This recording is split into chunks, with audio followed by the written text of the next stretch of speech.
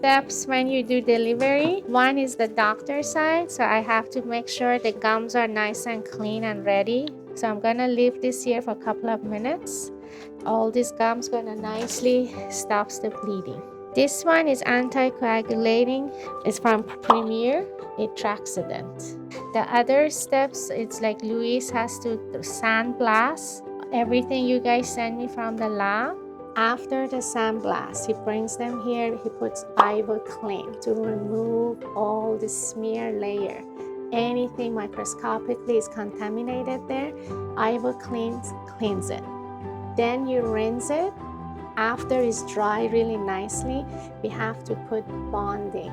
So the specific bonding correspond to the cementation, right? So you put like very thin layer and dry it.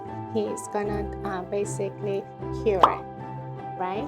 So once he's done his steps, so then I'm gonna rinse my stuff now.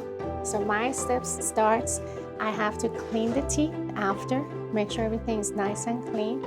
Then I have to put etch. What it does, it actually removes microscopically any smears layer, anything microscopically is on the tooth, it cleans it. You don't want anything on the tooth surface enamel because it's going to interfere with bonding.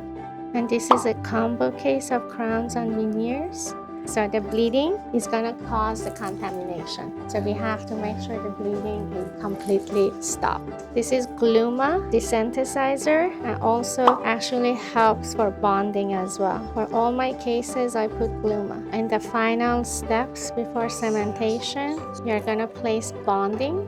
Then we have to cure a couple of seconds. It has to be very accurate to put them on, because once you put the permanent cementation, there is no going back. I have to cut it if I make mistakes. So it's very, very important. So delivery day is one of the most important steps in successful veneers.